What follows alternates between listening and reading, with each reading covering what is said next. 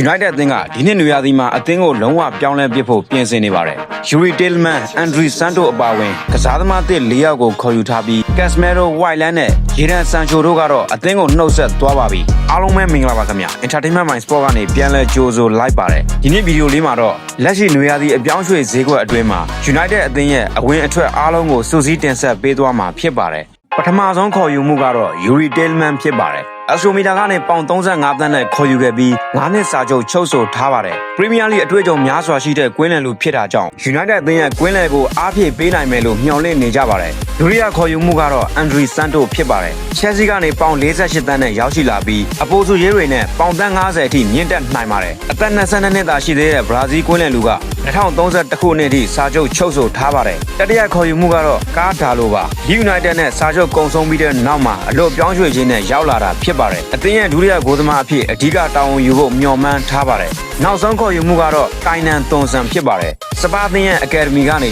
ပေါင်4သန်းနဲ့ခေါ်ယူထားတဲ့အသက်16နှစ်အရွယ်လူငယ်တောင်ပန်ကစားသမားဖြစ်ပါတယ်။ထွက်ခွာသွားတဲ့သူတွေကိုကြည့်ရင်အထင်ရှားဆုံးကတော့ Casemiro ဖြစ်ပါတယ်။ Real Madrid ကနေရောက်လာပြီး4နှစ်ကြာကစားခဲ့တဲ့ဘရာဇီးကွင်းလယ်လူက Inter Miami ကိုအလို့ပြောင်းရွှေ့သွားခဲ့တာဖြစ်ပါတယ်။ Man U နဲ့တူ League နဲ့ FA ဖလားတို့ကိုစုကူးနိုင်ခဲ့သူလည်းဖြစ်ပါတယ်။နောက်ထပ်တစ်ဦးကတော့ Wyland မှာ Napoli ကိုအငှားသွားရောက်ကစားခဲ့ရကနေ Champions League ဝင်ခွင့်ရတာနဲ့ပြီးသက်ခေါ်ယူခံခဲ့ရတာဖြစ်ပါတယ်။ပြောင်းရွှေ့ခြင်းကတော့ပေါင်44သန်းဖြစ်ပါတယ်။တခါ Jadon Sancho ကလည်းစာချုပ်ကုန်ဆုံးသွားတာကြောင့်အသင်းကနေထွက်ခွာသွားခဲ့ပြီးလက်ရှိအချိန်ထိအသင်းသစ်မသေးချာသေးဘူးလို့သိရပါတယ်။တစ်ဖက်မှာလည်း Tyrell Malacia ကစာချုပ်ကုန်ဆုံးသွားတာကြောင့်အလွတ်ထွက်ခွာသွားသလိုဂိုးသမား Andre Onana ကတော့ Falcon Sport ကိုနောက်ထပ်100စီအငှားနဲ့ဆက်လက်သွားရောက်ကစားမှာဖြစ်ပါတယ်။ဟုတ်ကဲ့ပါဒါကတော့ United အသင်းရဲ့နောက်ဆုံးအခြေအနေတွေကိုတင်ဆက်ပေးခဲ့တာဖြစ်ပါတယ်။ကြည့်ရှုပေးခဲ့ကြတဲ့တယောက်ချင်းစီတိုင်းကိုကျေးဇူးအထူးတင်ပါတယ်ဗျ။